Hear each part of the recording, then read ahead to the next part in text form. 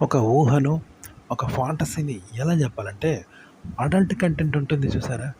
Adult content అంటే దాన్ని ఎలా చెప్పాలి? ట్రెడిషనల్ అంటే ఇప్పుడు 'సౌందర్య వెంకటేష్' సినిమాలో కూడా 'సౌందర్య' ఎంత ట్రెడిషనల్‌గా ఉంటుంది. మన ఇంట్లో అక్క, చెల్లె, వదిన, ఒక పిన్ని, వాళ్ళు క్లాస్‌గా నిజాయితీ పరులైన వాళ్ళు ఆడవాళ్ళు ఎంత మంచిగుంటారో 100% ఒక నీతి మంతురాలైన భారతీయ స్త్రీ. అందరూ ఇష్టపడే ఒక భారతీయ స్త్రీ ఉంటుందో అలా ఉంటుంది. శారీ మీద కట్టుబొట్టుతో అందంగా కనిపిస్తుంది. కానీ అందరూ ఇష్టపడే వ్యక్తి వంక పెట్టకుండా ఉంటుంది.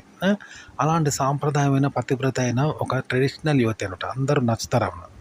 అంత మంచి మనసున్న స్త్రీ బెడ్రూమ్‌లో శృంగారం సన్నివేశంలో ఉంటాయి. వెంకటేష్‌తో శృంగారంలో పాల్గొన్నట్టు ఉంటుంది. కాస్త రొమాంటిక్ డాన్స్‌లు కూడా చేస్తూ ఉంటారు. కానీ రొమాంటిక్ సన్నివేశాల్లోనూ, రెచ్చగొట్టే సన్నివేశాల్లోనూ, బెడ్రూమ్ సన్నివేశంలోనూ శృంగారం ఉంటుంది. కానీ అందులోనూ ట్రెడిషనల్ ఉంటుంది. అందులో కూడా 100% అందరూ ఇష్టపడతారు తప్ప ఎవరు వ్యతిరేకించడము, వంక పెట్టడము అనేది ఉండదు. అంత ఆదర్శవంతంగా ఉంటుంది ఆ వ్యవహారం. ఆ! అలా ఉండాలి. అలాగే ఇప్పుడు మనం అశ్లీలమైన సినిమాలో ఇప్పుడు అదే సినిమాలో క్లబ్ డాన్స్ ఉంటుంది. ఐటెమ్ సాంగ్ ఉంటుంది. ఆమెనేమన్నా ఆదర్శంగా తీసుకుంటారా? కుర్రాళ్ళంతా రెచ్చిపోతారు, చప్పట్లు కొడతారేమో గానీ మంచిదంటారా? ఆదర్శంగా తీసుకుంటారా? ఒక పిన్నిలాగా, చెల్లిలాగా, వదినలాగా, ఆహ్, అక్కలాగా కోరుకుంటారా? భార్యలాగా కోరుకుంటారా? దాన్ని ఒక తిరుగుబోతుదానిలాగానే వేశ్యలాగానే తీసుకుంటారు కదా! ఆదర్శంగా తీసుకోరు. అయితే మీరు ఒక అశ్లీలమైన అడల్ట్ కంటెంట్ 18+ కంటెంట్ ఎలా చెప్పాలంటే వెంకటేష్ సినిమాలో 'సౌందర్య' ఉంటుంది కదా! 'సౌందర్య' బెడ్రూమ్ సీన్ గానీ, రెచ్చగొట్టడం గానీ, శృంగార సన్నివేశాలు గానీ, బయట జార్చడము, హీరోతో బెడ్రూమ్ సన్నివేశాలు, రొమాంటిక్ సన్నివేశాలు ఉంటాయి. అలాగే మిగతా సన్నివేశాల్లో కూడా అందంగా ఉంటుంది, ఆకర్షణీయంగా ఉంటుంది, సెక్సీగా ఉంటుంది, శృంగారభరితంగా ఉంటుంది. కానీ ఎక్కడ తిట్టే విధంగా ఉండదు. అందరికీ ఆదర్శంగా ఉంటుంది. ఒక అక్కలాగా, చెల్లిలాగా, తల్లిలాగా, వదినలాగా, పిన్నిలాగా ఇలాంటి భార్య రావాలని కోరుకుంటారు. సీతమ్మ తల్లిలాగా ఇంత చక్కగా ఉంటుంది. అలానే అలా సెక్స్, శృంగారం, ఆకర్షణ, రొమాంటిక్కు లేదంటూ ఉంటుంది. కానీ ఆదర్శవంతమైన శృంగారము, రొమాంటిక్కు ఆదర్శవంతమైన మహిళగా ఉంటుంది. ఆదర్శవంతమైన స్వభావం ఉంటుంది. ఆదర్శమైన రొమాంటిక్, శృంగారము అన్నీ ఉంటాయన్నమాట. కాబట్టి అందుకే 'సౌందర్యనే' ఎక్కువ ఇష్టపడతారు. చూసావా? ఐటెమ్ సాంగ్‌ని ఎవరు ఇష్టపడరు. కొద్దిసేపు ఇష్టపడి పోతారు. కానీ 'సౌందర్యని' మాత్రం పెళ్ళాంగా కావాలంటారు. ఐటెమ్ సాంగ్ దాన్ని వేశ్యగా ఉంటారు. వ్యభిచారిగా చూస్తారు. కాలుగల్లా చూస్తారు. 'సౌందర్యను' భార్యగా చూసుకుంటారు. పతివ్రత, ఇంటి రాణిగా, పట్టపురాణిగా రావాలని కోరుకుంటారు కదా! సో, ఇలాగే అడల్ట్ కంటెంట్‌ను బూతుగా చెప్పొద్దు. అశ్లీలంగా చెప్పొద్దన్నమాట. చెప్తే చూడరు, ఎవరు ఇష్టపడరు. అంటే ఇప్పుడు సెక్స్ సినిమాలు, బూతు సినిమాలు వస్తాయి చూసినావా? అంతా మొత్తం సెక్స్ స్పెషల్ ఇగ. ఫ్యామిలీగా చూడలేరన్నట్టు ఎవరు. సింగిల్‌గా పోయి చూస్తారు. ఈ బూతు స్పెషల్ అనమాట. ఆ సినిమాలంతా సెక్సు, రొమాన్సు, రేపులు, స్విమ్ సూట్లు, అమ్మాయిలను మొత్తం చూడరాని విధంగా చూపిస్తా ఉంటారు. చూసారా? అందులో కథ ఉంటుంది. అందులో స్టోరీ ఉంటుంది గానీ, ఆడోళ్ళని చూడరాని విధంగా చూపిస్తారు.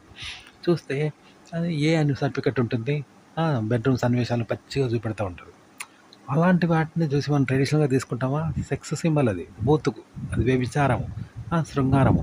అంతే తప్ప బరితెగింపే ఉంటుంది. సెక్సే ఉంటుంది. కానీ ఎక్కడైనా ట్రెడిషనల్ ఉంటుందా? ట్రెడిషనల్ భరితంగా శృంగారం ఉండదు. ఆదర్శవంతమైన శృంగారం ఉండదు. నలుగురు ఇష్టపడే శృంగారం, ఆదర్శంగా ఉండే శృంగారం, నలుగురు కోరుకునే అందంగా ఉందని, నలుగురు ఆశీర్వదించే చల్లని శృంగారం ఉండదు. శృంగారం ఆకర్షణీయంగా ఉండదు. అది బూతుగా ఉంటుంది. దాన్నే బూతు, అశ్లీలం అంటారు. కాబట్టి మీరు 18+ను బూతుగా చెప్పకండి.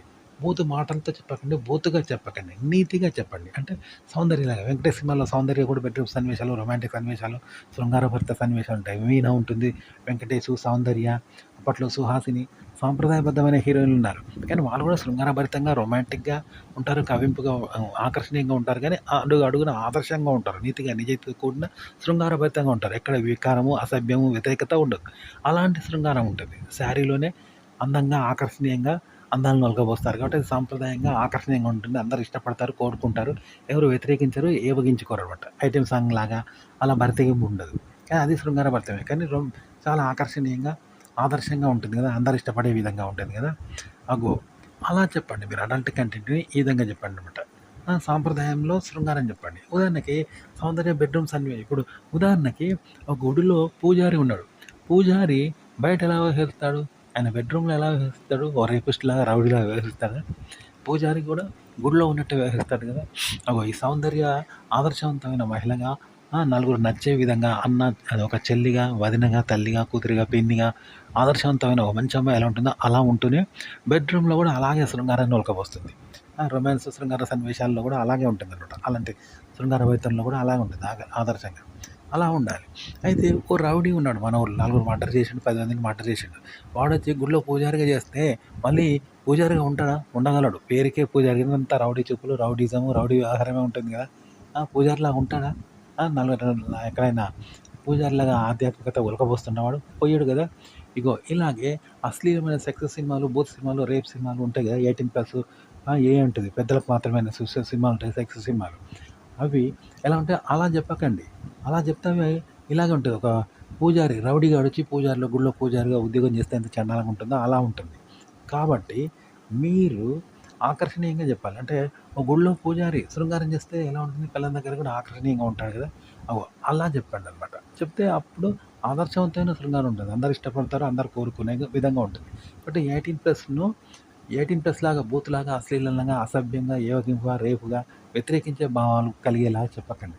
ఆదర్శంగా ఉండాలి. ఆకర్షణీయంగా, ఆదర్శంగా ఉండేలాగా, చల్లగా ఉండేలాగా చెప్పండి. అలాగే అక్కడ వ్యతిరేకించే పదాలు, యోగించుకునే పదాలు, బూతుగా ఉండే పదాలు, అశ్లీలంగా ఉండే పదాలు, చెవులు మూసుకునే పదాలు పెట్టకుండా, ఆ విధంగా చెప్పకుండా, అలాంటి పదాలు వాడకుండా చెప్తే మీ 18+ కంటెంట్ కూడా జనాలు వింటారన్నమాట. చక్కగా వింటారు, ఆశీర్వదిస్తారు, ఆదర్శంగా తీసుకుంటారు.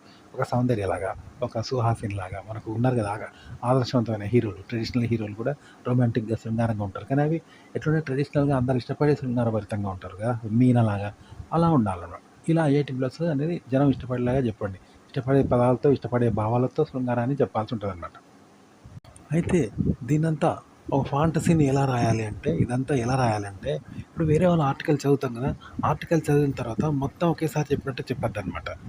ఎట్లా చెప్పాలి, ఒక పెద్ద ఇల్లు ఉన్నది, ఇల్లు అంతా ఒక్కసారి కడతారా ఎవరైనా? ఇల్లు 6 నెలలు పడుతుంది, సంవత్సరం పడుతుంది, వేల మంది కూలోళ్ళు ఉంటారు. ఒక్కొక్క ఇటుక పెడితే పెద్ద ఇల్లు అవుతుంది. ఇప్పుడు ₹1,00,000 వాటిని ₹1,00,000 అంటాం, కానీ లక్షలలో ₹1,00,001 ఉంటాయి. చూసారా? ₹1,00,00,000 అంటాం, కానీ అలా ₹1,01 ఉండొచ్చుగా, ఉంటాయి కదా. అవన్నీ కాకుండా ₹1,00,000 అన్నట్టుగా చెప్పొద్దనమాట. చెప్పకుండా ఒక్కొక్క ఇటుక మొత్తం చిన్న ఒక్కొక్క ఇటుక పెడితే ఎట్లుంటుందో అట్లా 1,00,000 పెట్టండి, 1,00,000 పెట్టండి. పెడితే ఎలా ఉంటుంది అలా పెట్టాలి. అది కూడా డైరెక్ట్ చెప్పొద్దు. మరియు మీరు ఇప్పుడు మనం నడుస్తూ ఉంటే పెద్ద అడుగులు పడతాయి. పెద్ద అదొక ముగ్గులాగా అవుతుంది. కానీ కావాలని అడుగులు వేయం కదా.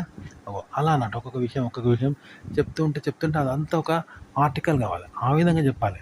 కానీ కావాలని ఆర్టికల్గా చెప్పకూడదు అనమాట. ఇలా మీరు ఒక ఆర్టికల్ చదివినప్పుడు కానీ మేము మీ మనసులోని ఆలోచనగా భావాలు, ఊహలు అలా చెప్పాలన్నమాట. ఈ విధంగా చేసి చెప్తే జనానికి నచ్చుతుంది, ఇంట్రెస్టింగ్ ఉంటుంది, ఆర్టికల్ అవుతుంది అనమాట. ఇట్లా చెప్పాలి.